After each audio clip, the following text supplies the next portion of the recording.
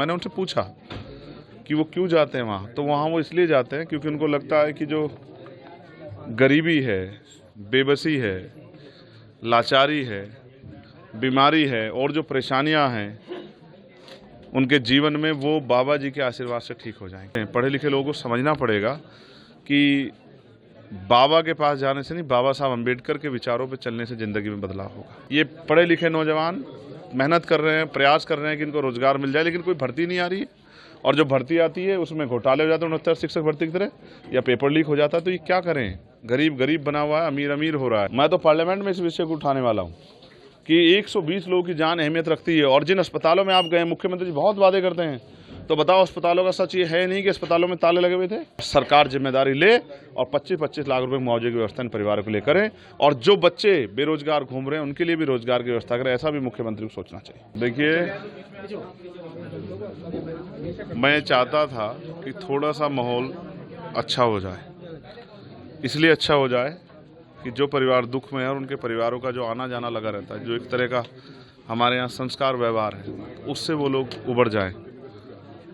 लेकिन ये सच में बहुत तकलीफ दे, और मैं आपको स्पष्ट रूप से कहना चाहता हूँ, मैंने उनसे पूछा कि वो क्यों जाते हैं वहाँ, तो वहाँ वो इसलिए जाते हैं क्योंकि उनको लगता है कि जो गरीबी है, बेबसी है, लाचारी है, बीमारी है और जो परेशानियाँ हैं उनके जीवन में, वो बाबा जी के आशीर्वाद से ठीक हो जाएंगे, इसलिए जाते हैं वो लोग। अगर उनको एक बार एहसास हो जाए कि ठीक नहीं होगी, उनकी जान जा सकती, तो कभी ना जाएं। मैंने उनको आज कहा है कि वो समझें, पढ़े लिखे लोगों को समझना पड़ेगा कि बाबा के पास जाने से नहीं, बाबा साहब अम्बेडकर के विचारों पे चलने से ज़िंदगी में बदलाव होगा। और इस घर में आके मुझे एहसास हुआ कि ऐसा नहीं कि ये लोग आगे बढ़ने का प्रयास नहीं कर रहे हैं, इस गरीबी बेबसी की बेड़ियों काटने का प्रयास नहीं कर रहे हैं। ये बच्ची है, हमारी छोटी बहन तैयारी कर रही है, ये मेरा छोटा भाई तैयारी कर रहा है, लेकिन इन्होंने पुलिस की भर्ती का पेपर भी दिया था, लेकिन वो पेपर ही लीक हो गया, और उसके बाद चुनाव हुआ। अब तक सुध नहीं ली मुख्यमंत्री जी ने कि भाई वो पेपर दोबारा करा दें तो बहुत सारे गरीबों के बच्चों को रोजगार मिल जाए। ये पढ़े लिखे नौजवान मेहनत कर रहे हैं, प्रयास कर रहे हैं कि इनको रोजगार मिल जाए, लेकिन कोई भर्ती नहीं आ रही है, और जो भर्ती आती है उसमें घोटाले हो जाते हैं 69 शिक्षक भर्ती की तरह, या पेपर लीक हो जाता है। तो ये क्या करें? गरीब गरीब बना हुआ है, अमीर अमीर हो रहा है।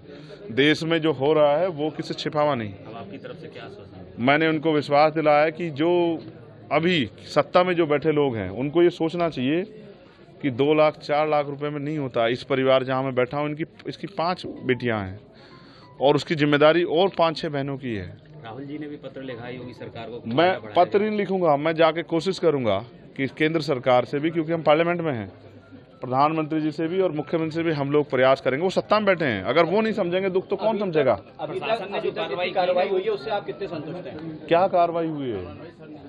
क्या कार्रवाई हुई बताइए? सबसे पहले तो सबसे ज़्यादा जिम्मेदारी ये है कि जो परिवार टूट गए हैं उन परिवारों को पैरों पे खड़ा किया जाए। इसके लिए सबसे पहले उनको जो है ना, एक उचित मुआवजे की व्यवस्था होनी चाहिए थी। और जो उस हालात में नहीं है, जिनके घर से इस तरह की समस्या हो गई है कि कमाने वाला, या जो, क्योंकि वो भी अपना घर चलाने के लिए मेहनत करती थी, तो उनके बारे में सरकार सोचे, उनके लिए व्यवस्था है। जिन पर ज़मीन नहीं उनको ज़मीन दे, जिनके घर में और पेंशन की व्यवस्था करा सकते पेंशन की व्यवस्था कराए। उन परिवारों को अकेला ना छोड़े, ये सरकार की जिम्मेदारी। मैं तो कहता हूँ सरकार 25-25 लाख रुपए का मुआवजा इन परिवारों को दे। क्या लगता है बाबा पे भी एफआईआर होनी चाहिए? सिर्फ बाबा पे नहीं, हर उस व्यक्ति पे जो इस घटनाक्रम में शामिल हो। सबसे पहले इसकी सीबीआई जांच होनी चाहिए। तो बाबा की अरेस्टिंग होनी चाहिए या नहीं? मुकदमा तो लिखवा दो, प्रशासन की, पुलिस की, पत्रकार। सरकार क्यों बच रही है? क्यों सरकार मुकदमा लिखने की किसी और की जरूरत है क्या? बताओ ना। सबका साथ सबका विकास की बात करने वाली इतनी बड़ी घटना पे चुप्पी सरकार की, क्या समझ आता है? अपोजिशन पार्टियां भी कहीं ना कहीं बाबा के नाम लेने से बच रही हैं। नहीं, हमें किससे बचने की जरूरत नहीं है। मैं ये कह रहा हूँ कि जांच हो, जो दोषी हो उस पर सख्त कार्रवाई हो, और अगर भविष्य में कोई भी ऐसा हो, किसी भी धर्म का हो, तो शासन प्रशासन आंख बंद करके घरों कमरे अपने दफ्तरों में ना बैठे। क्या ये इंटेलिजेंस का फेलियर नहीं है? क्या ये LIU का फेलियर नहीं है? क्या पुलिस और प्रशासन का फेलियर नहीं है? क्या ये वो इसके जिम्मेदार नहीं है? अगर उन्होंने उचित व्यवस्था की होती तो आज इतनी बड़ी दुर्घटना नहीं होती। तो मैं ये कहता हूँ FIR भी दर्ज हो और जांच हो कि ये किस तरह से हुआ, और जिन अधिकारियों की लापरवाही उन पर भी कार्रवाई हो।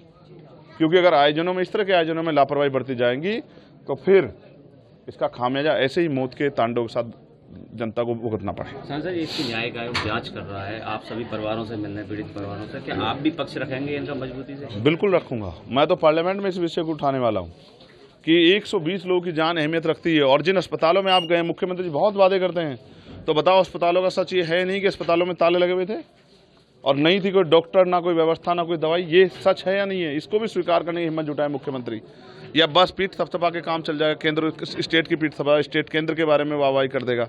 सच बताओ कि अच्छे अस्पताल नहीं है, अच्छे इलाज की व्यवस्था नहीं है, प्रशासन एडमिनिस्ट्रेशन का और पुलिस का फेलियर है, और सरकार जिम्मेदारी ले और 25-25 लाख रुपए मुआवजे की व्यवस्था इन परिवारों के लिए करे, और जो बच्चे बेरोजगार घूम रहे हैं उनके लिए भी रोजगार की व्यवस्था करें। ऐसा भी मुख्यमंत्री को सोचना चाहिए।